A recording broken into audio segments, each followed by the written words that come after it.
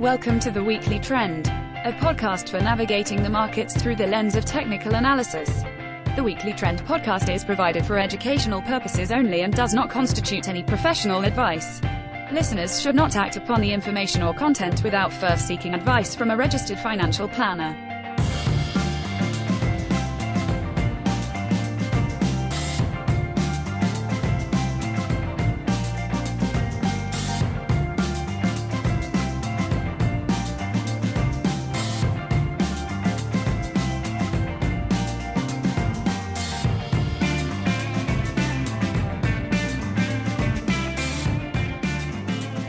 Welcome back to the Weekly Trend Podcast. Today is Friday, February 6th, 2026. S&P 500 currently sitting at 68.99. I'm David Zarling. I'm here with Ian McMillan. I think we got plenty to talk about this week. A lot of ups and downs. Some downs bigger than others. I guess some ups bigger than others. Has to be, right? If you have multiple ups, some have to be bigger than the others. Yeah. Market's doing what it does best, is move. Which up and or down you think we should talk about first? Ooh. I think, man, that is tough because... I think, I see, for me, it's not, though. Okay, then you start. There's only one logical answer. There's only correct opinions. And the correct opinion is Bitcoin. Yeah. You got to talk about Bitcoin first. I assume that everyone tunes in. Yeah, that's why they click subscribe and follow and listen. Tough week for the crypto community. Now I hear I'm not super involved in the crypto community, but I hear that, right? Because we hear about like Bitcoin and Ethereum and Solana, like the bigger market cap. But I think like I wouldn't call them meme. What's in between like a meme coin and a Bitcoin? Is there like a mid cap? I guess like a mid cap. Mid cap cryptos.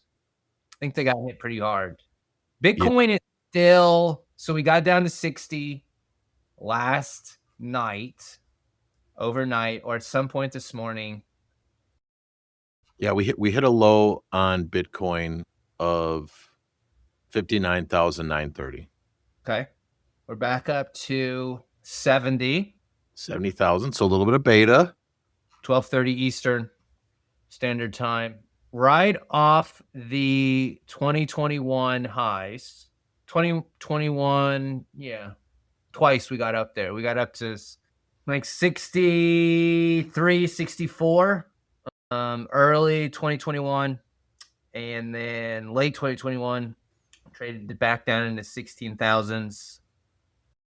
I say the 2022 bear market, and we're back. And what's interesting is the bounce that we're seeing currently. To be determined whether this has any legs. Got to see follow through. Like today's a start, but where we're seeing price response. Interaction between supply and demand is this volume weighted average price from the November 2020 low in Bitcoin. Isn't that funny how that works? It is. And guess not all that surprising, really. And experienced a 50% drawdown in Bitcoin. And you mentioned the meme coins, a lot of those even worse. You know, if there was a mid cap, some of that's interesting. And there's a lot of narratives around the whole thing. You know, we talked Epstein files how many months ago? You know, there seems to be something going on with Binance. I believe it was, let me go check to verify this.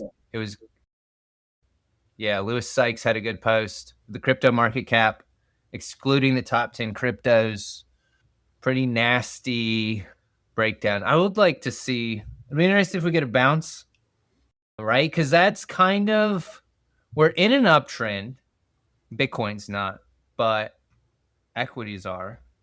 Where I feel like you're kind of on failed breakdown alert, because that's kind of been the MO for the last, I don't know, 23, 24, 25. You're saying that like if Bitcoin as an example gets above 77,000, Yeah. But even in stocks too.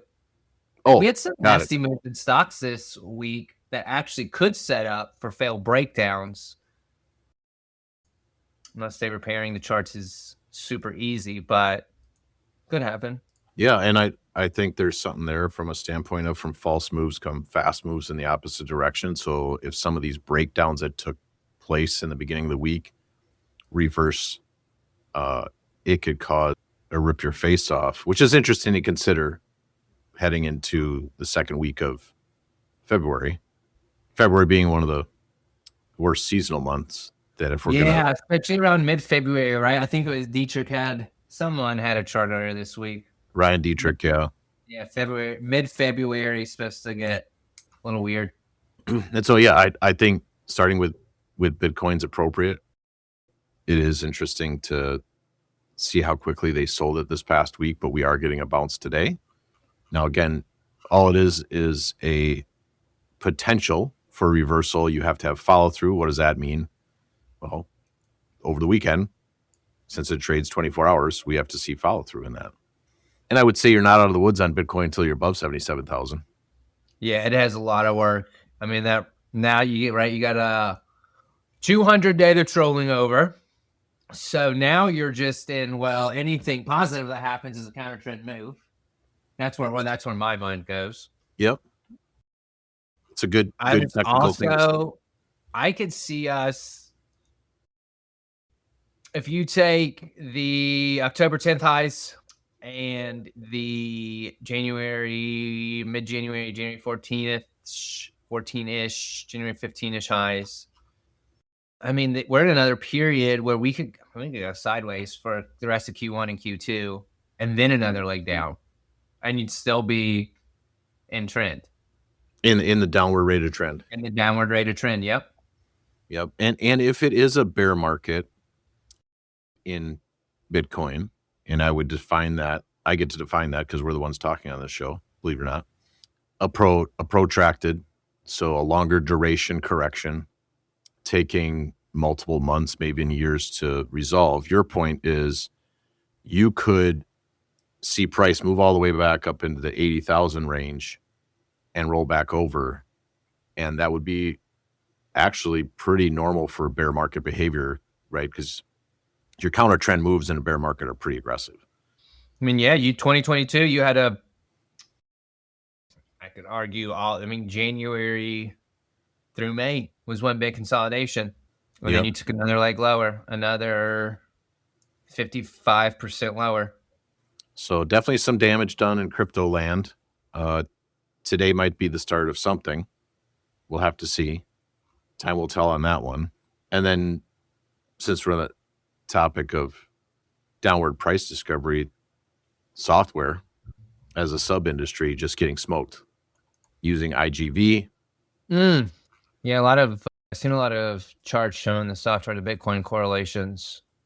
Well, and Bitcoin's at a 50% correction. IGV's using for software minus 32%. And I think that's where it's interesting, right? Because S&P, it's the difference between a stock market and a market of stocks, right? S&P is currently sitting 1.2% away from highs. But there's been some on the risk spectrum, risk on areas such as Bitcoin and software that have just gotten smoked. And I think that's impacted sentiment, right? If a lot of the people in the boat were sitting in the row that was software and crypto, you've had your butt handed to you. Yeah. But yet on the flip side, we have some international strength. We've got industrials. We've got financials, even regional banks. Can you believe it? Regional banks. I know, but regionals are... You're not letting them out? You're not letting them off the hook yet? Well, they look good over the intermediate term. Now, if we can get out of this big relative base, they're trying, though. They're trying. They look good. I'm just so skeptical. But small caps doing well. Big banks doing well. Yeah, you mentioned industrials. Very hot. Also going for it again on relative chart, XLI versus S&P. Wouldn't that be something? That is breaking a downward rate of trend that's existed since 2018. It's above relative price levels versus S&P that have existed since July of 2023. So the relative strength out of industrials is definitely here. And you look at more specialized ETFs in the industrial space like PAVE, PAVE, AIR, American Renaissance, AIRR, or RSHO, RSHO, which are really focused on, these American industrial names.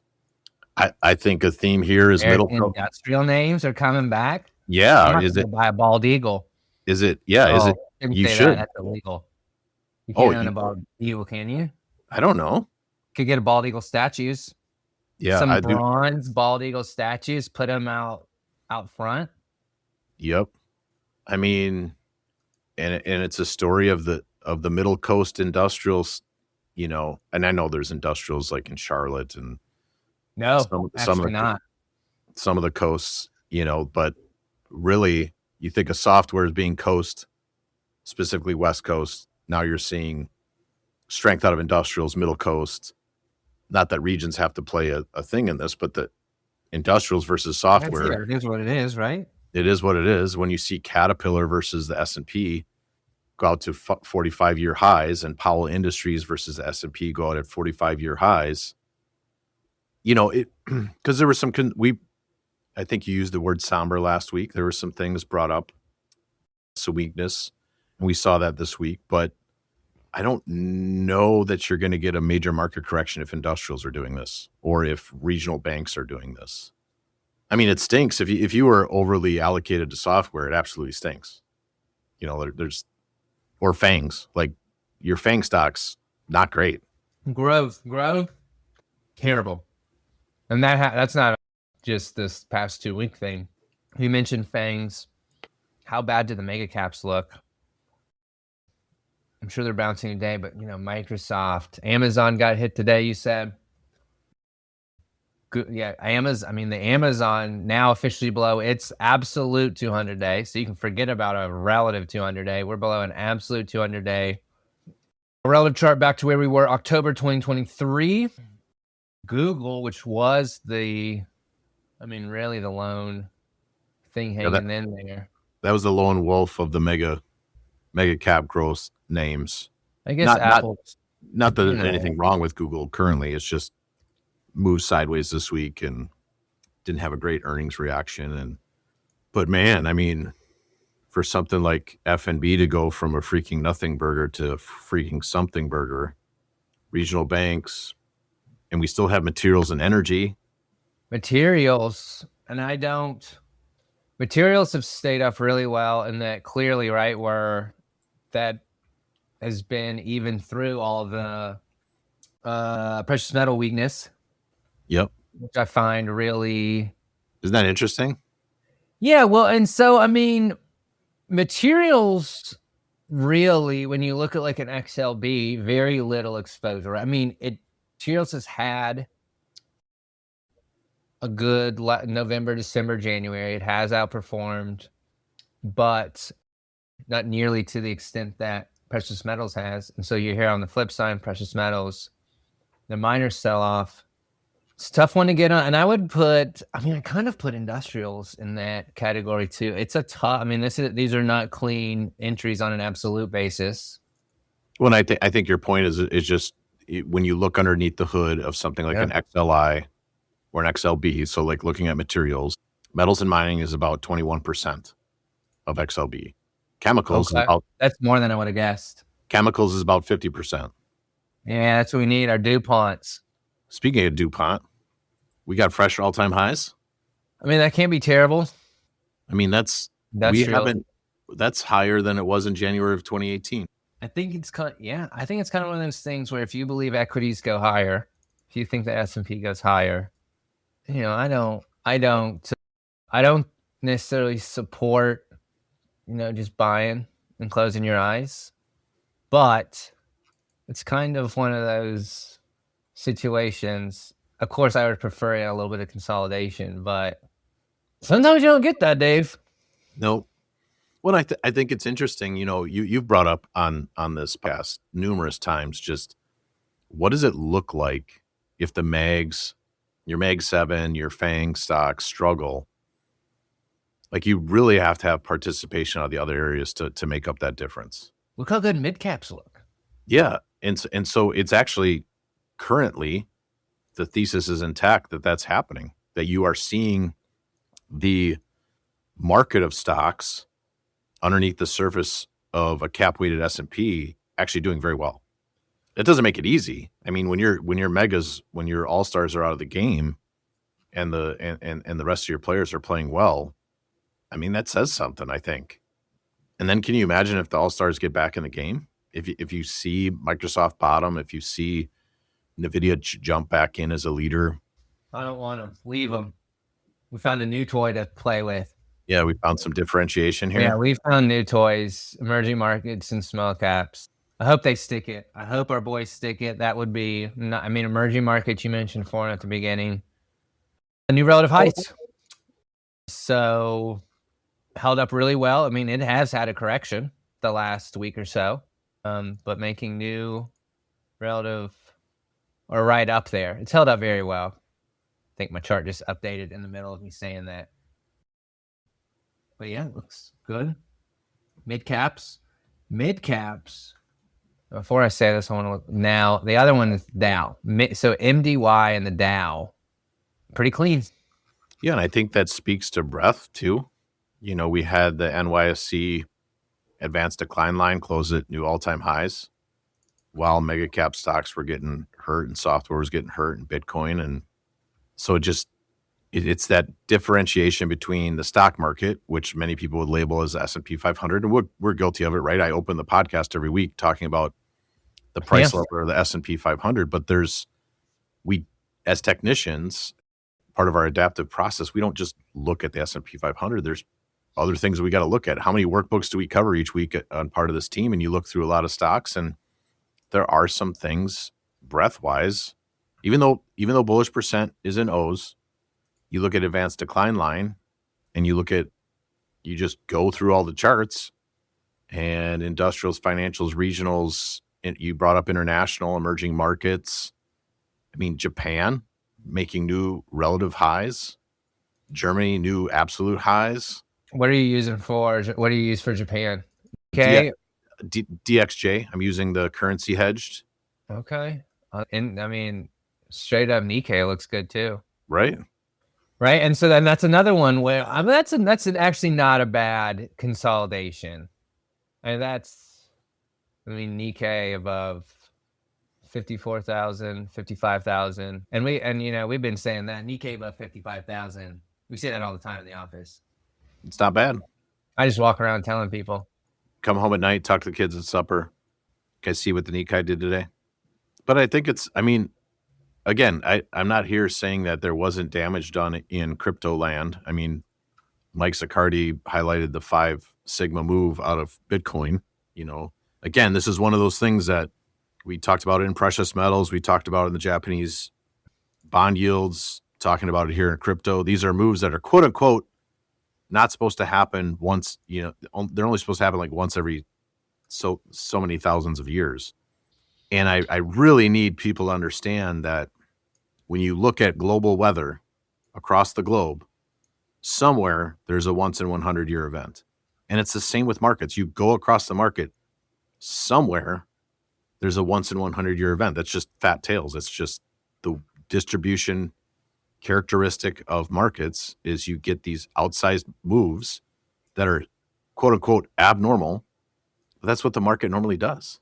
And so while I understand the negative sentiment behind software, behind crypto, and maybe those do bear, shriveled fruit months from now, where we look back and like, that was the shot. That was what was telling us that the equity correction is coming. But really, even S&P has been resilient, staying above 6,800. All right. So people say that there's, what were some of the numbers they were throwing out for silver? Oh, big, 10 sigma, 11 sigma, 69 sigma, whatever. But then, right, it's 30% move in one day. Right. But then that also happened. That's happened before. Didn't it happen at some point in the Late 60s, 70s. 70s? Yeah, late Yeah. 70s. So when you're telling me, oh, there was a 9 sigma move in silver, this should only happen once every 5,000 years, but it just happened twice in 80 years. So maybe it's not a 9 sigma. I don't know. Like I struggle with, I don't know, Yeah. like the people Yeah. liken it to like an asteroid hitting. I don't know. Right. No, I think your point is extremely valid. It goes to looking at data in a vacuum rather than looking at the data set as a whole, which means you have to look at all markets, all environments, and like it or hate it, you have fat tail events over and over and over in markets. In fact, the I think average, if you could somehow like put together every single asset in the world, from micro caps to stupid meme, like you'd see the 30% moves happen all the time. It just happened to be in silver this time. Correct. And you can have multiple sigma moves to the upside in silver and to the downside in silver. And let's not act surprised when some asset class or some specific stock has a X sigma move, because markets are normally abnormal. When it happens to the upside, it's just because I'm smart. When it happens to the downside, it's because, this shouldn't have happened in a trillion years. That's right. That's our people. That's right. And people say, well, the upside shouldn't have happened. Well, you know what? We're not talking about that side of the coin. Right. But yeah, no, that's funny. So we're interesting as humans that we should be digesting data sets as a whole rather than in a vacuum. It's kind of in the same lines of like, if you're not invested the whole time, you're going to miss the best days in the market. Well, the best days are surrounded by the worst days. That's how the data unfolds when you look at it. Your best days in the market are actually in downtrends. As an example, we're currently in a downtrend in Bitcoin. One of the best days could be today. That's what I'm saying. The counter trend move has to be on your radar. Right. So we don't get to sit here and say, all clear or any of those things. It's just, that's what makes markets hard, is they have these fat tail events. It happens. That's why we use trend. That's why we use trend. Anything else cool happened this week? Where are gold and silver at? So they got hit last Friday. Got to watch that occur as we recorded the podcast. That was super fun. Sitting there watching. Silver's down again this week. Gold is positive this week. I find that interesting. Positive. Yeah. You still have gold miners battling their relative levels versus the S&P with parabolic moves, which we all can agree based on the actual data that silver was in. You typically don't get a correction through time. You typically get a correction through price, and that's what we've gotten. But you talk about false breakdowns. When you look at the relationship of gold versus silver, was that a false breakdown in that relationship? And now you're going to see gold outperform. Could be. Anything else you want to touch base on? About staples. People always get their panties in a wad when staples do well. Yeah, are your panties in a wad? No, because no. I don't get it. It's to the upside. I don't wear panties. B, rarely do I let them get in. Rarely do I let them get in a bundle. Uncomfortable. Because I know what my identity is, and it's not the market. It's not money. So, it's Staples. Staples are outperforming. Yeah, gotta be a red flag. Well, and I think there you always should be looking at those relationships, but this goes back to something you've highlighted in the past, which is if staples are in an absolute downtrend and outperforming, that's when I get my undies in a bundle. Like, that's risk off type behavior. But if staples want to outperform for a bit and are doing well on an absolute basis, like staples are going to go out a new weekly closing high this week. If they want to outperform for a little bit, you look at XLP versus S&P, we've just gotten back to a 200-day relative average. I'm not as concerned about that as I would be if XLP was correcting and moving lower, but outperforming. Agreed. What do you think about energy? Oh man.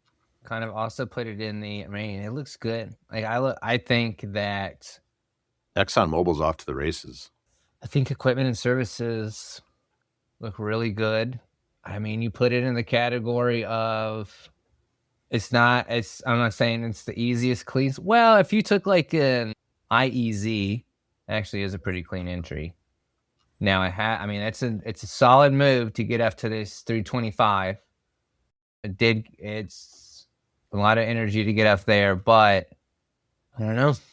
Well, and when you look at ExxonMobil on a relative basis to the S&P, and I can't remember last time we talked Elliott Wave. We are technicians after all. And I'm not a big Elliottician just because it can be a little bit subjective. But for the sake of having a thesis, the move off the lows being from November of 2020, being an initial wave, let's call it an impulse. And the corrective move versus the S&P from December of 22 through October of 25, if that was counter trend and we're now actually heading into a wave 3, whether it's an ABC or whether it's a 3 of 5, that could be a really accelerated move. And would you really be that surprised if it's an accelerated move based on what ExxonMobil looks like on an absolute basis? I would not. Because ExxonMobil had gone nowhere for 2 years, sitting on top of a base that had gone nowhere since 2007. On the flip side of that, if it's energy and materials that are leading, similar to what you talked about last week, are you a little bit worried about that's the end of a cycle type behavior where, we're flipping into staples, energy, and materials, and that's the last part of the cycle? I think when you throw in what industrials are doing, I think a major key here is industrials. Industrials do what they're doing and the international. The fact that those are doing what they're doing, and you're not seeing like credit spreads blow out, liquidity is decent. Now, by no means are we out of the woods, but the fact that S&P by itself has been able to sustain 6,800 and these things are happening. And then, I mean, shoot, if we get a positive February, what does that mean for the rest of the year?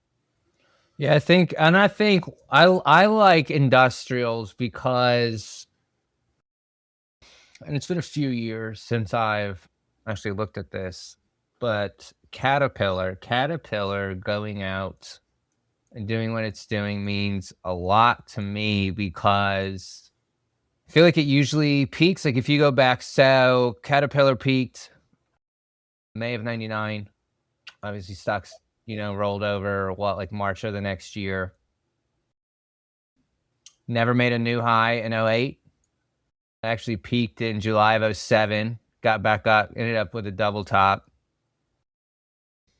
Same with 2012, and then June of 2021. So peaked 6 months early on there. Yeah, I think it's just one that kind of, to me, it's always been one that I keep an eye on. Even when industrials aren't outperforming, I just find it interesting that it's like 6 to 12 months early. And that has, if we get a bear market here, that won't be the case. Obviously, it could happen. Kind of a decent canary in the coal mine, I guess you could say. Yeah, for sure. It's a bellwether. Yeah, hot. Also, another one that I thought looked really good, I was looking at this morning, is Deere. Yeah. On an absolute, the relative chart needs some work, but hey, it is indeed working. It's putting in the hours right now. So we could see something. Yeah, I think industrials are a key, and the scenarios that you work under are: do we continue to see weakness out of megas and software and crypto? And in that environment, do other sectors catch down, or do we see further rotation in industrials, materials, financials, international value? I would also, another thesis out there would be, has the courtesy flush in software and megas happened, and they now start to participate along with those other areas, and you see massive breadth expansion. How bullish is that? I don't want to sound like Tom Lee here, but I think the table is set, and we've used that analogy in the past. You know, you come home, oven's on, you smell good food, there's plates on the table, the candles are lit. The table is set that if this was the flush in software and mega, and those stabilize and move let's just say move sideways, and these other areas continue to lead, bullish. If they then move higher, megas and software, and you're talking about massive breadth expansion. Yeah, I agree. And I'm leaning more towards the right now. I don't know, man. The smalls, the mids, they're really making a strong case for themselves. I'm more on the NASDAQ and all that growthy stuff participates, but like, you know that meme with the two girls? It's the guy in the middle with the two girls. Oh, and he's like paying attention to like the new girl. Yeah. So that's how I am right now. The new girl, man, is small caps. I really got faith in the little guys. I think under the surface, one thing in my orange flag column on that thesis is still financials. And now we have talked about regional banks, financials as a whole, still kind of blah. But maybe we don't need, I think that's kind of been an insurance thing. This is the nicest I've heard you talk about small caps in a while, Ian. Well, I'm trying a new approach. Not every child can be parented the same way, right, Dave? That's true. And so sometimes you got to rethink your approach. And I'm trying positive reinforcement. Well, I think you bring up a good point about IWM, small caps. You know, it's interesting because on one hand, you've got the globally systemic important banks doing really well. You're starting to see regional banks pick up. And to your point, banks are the largest sub-industry weighting in small caps. Yeah, so... You know what the largest sector weighting in small caps is? Industrials. And healthcare is third? Healthcare's second. Healthcare's second. Financials are third? Yep. But banks are the largest, like, sub-industry. And then biotech. Okay. And maybe that was the clue. Maybe the fact that biotech did what it did before small caps moved was kind of the signal. Now, IBB on an absolute basis struggling at the 174 level, 175. But really nice consolidation into those levels for the past few weeks. You know, and it's held up better than like your like ARCGs. Maybe I like to see a little bit more aggressive. I like to see ARCG could turn up here. We'll see. Yeah, biotech definitely. Lord knows there are plenty of individual biotech names to choose from. So if that's your thing, have a gander. They do look good. I mean, there's some. Well, European financials doing just fine. And see, okay, and that's it. Okay, you want to talk about conundrums. Amazing relative chart. Like, you can definitely, like, this is an opportunity if you missed the 2025 move, which happened in like one quarter. I mean, we're talking literally mid-December 2024 through mid-April. I mean, you had 5 months, and on a relative basis, it is consolidated sideways. So you're really looking at a very clean, smooth entry there. On an absolute basis, yeah. I mean, really hasn't had a good, kind of early December broke out of an absolute consolidation, but it looks good. Yeah, European financials. And we went through a lot of those individual charts. HSBCs. General, Deutsche Bank. Remember when Deutsche Bank was the dog? Oh my gosh, yes. I mean, they just used to 2019, 2020.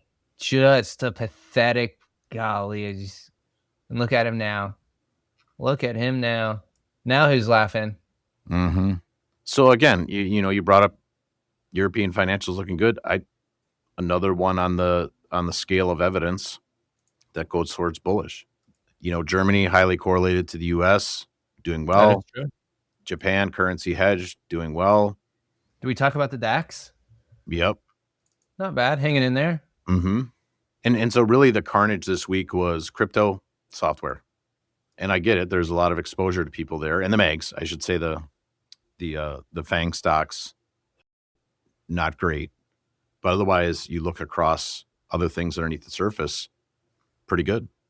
Pretty good. I actually really like this DAX chart, holding up above this 24,500 level. So we'll see. I mean, the last 2 weeks could have been a shot across the bow, or was this the flush that was needed before moving? We need to clear that 6,999 level on the S&P, 7,000 to confirm the uptrend. Need to hold 6,800. I think that's the first line in the sand. We've had interaction between buyers and sellers there on the S&P 500. So far, buyers have defended. Sellers haven't been able to regain control there. And that's really where you got to be looking. And still got to be looking international, financials, industrials. I mean, it's been a long time since we've given this much glaze to industrials.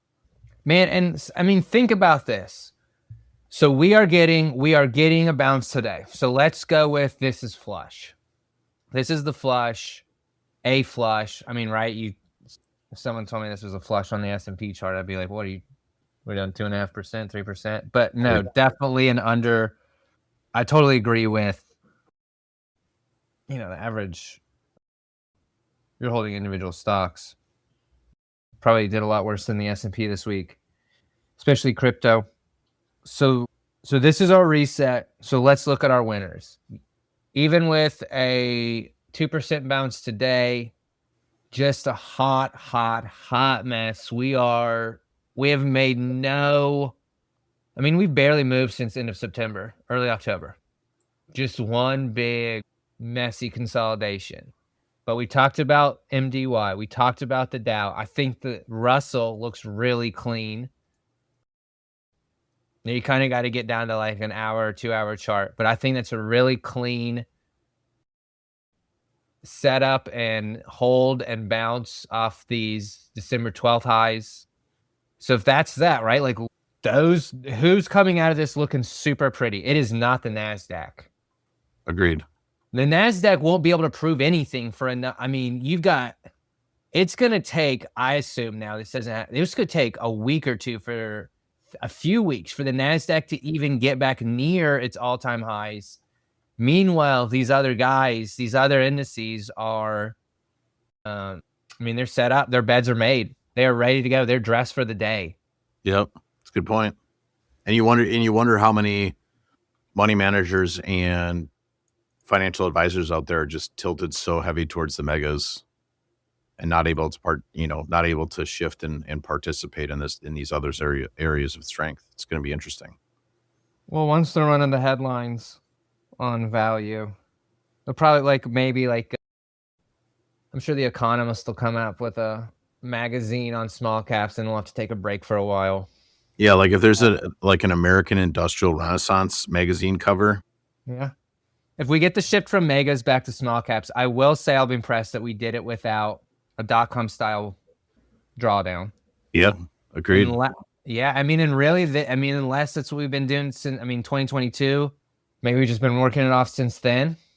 I have to go back and look at some relative charts. But yeah, so for all the crying that the Nvidia, the Palantir, what the mags have done, right? I mean, you go back to 2022, 23, 24, that this clearly, all the PE ratios, just insane that Palantir could be trading at X earnings, 400 times earnings.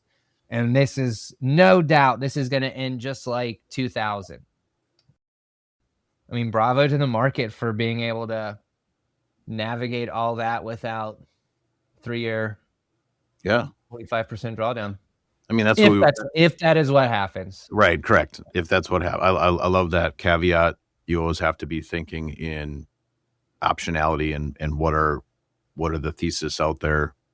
You know, the thesis still remains that mega caps are the shot across the bow, and software and Bitcoin were too. And we've had some wealth destruction, and will these other areas catch down?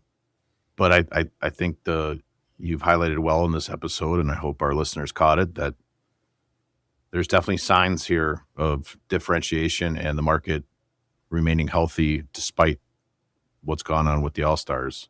Olympics have started, Ian. Yeah, have you watched any yet? I haven't. The opening ceremony, like the official openings tonight, right? Correct. Okay. And I know they have pre-events. I know they have events before the official start. I saw some curling's been going on. I haven't watched that. I think it's incredible to me that a downhill skier like Lindsey Vohn's going to ski. Incredible. Almost unbelievable. Almost unbelievable. Almost unbelievable. Without an ACL. And I'm not. We could leave it there. I don't know, man. Us conspiracy theorists are batting so well lately. I know. I was just going to say, like, I think that the ACL thing. Without an ACL, a week. I mean, people say it's amazing when people come back in like 8 months from an ACL. How long did it take? Ava took 9 months. 9 months, and I thought that was incredible. And she's kicking a ball. Yeah, she's playing soccer. Not right? that that's not impressive. No, it's not the same. It's not like a downhill slalom. It's not like a downhill slalom. But I do love me some Super G. I love downhill skiing. Love the bobsled. Love the speed skating. Maybe we'll see that Turkish guy. Maybe he's going to be out there shooting. I don't know if he does. I don't know if that's a winter one for him. But I do like me some Winter Olympics hockey. I think hockey's already started. Yeah, I think it has as well. We also have baseball classic going on. I did watch some of that. Really? Yeah. We have curling. Some figure skating has happened. Some ice hockey has happened. And I tell you what, the guys and gals I have a tremendous respect for is the biathlon, where they're cross country skiing and then they have to stop and shoot. That's always ridiculous to me, right? My heart's pounding 150 beats a minute, and I'm supposed to hold this gun still. Yeah, no, we've got ski jumping and luge today. Luge after the market closed.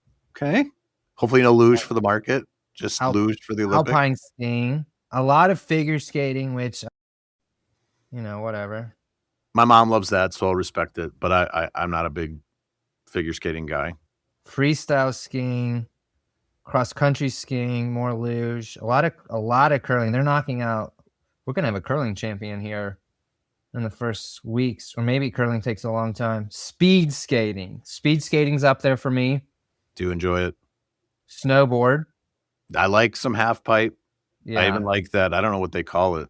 Eli likes snowboarding, right? Oh yeah. Yeah. So let him know. Sunday is this big snowboarding day on TV. So watch snowboarding and then watch the Super Bowl. You got a pick for the big game this weekend? I was hoping Seahawks.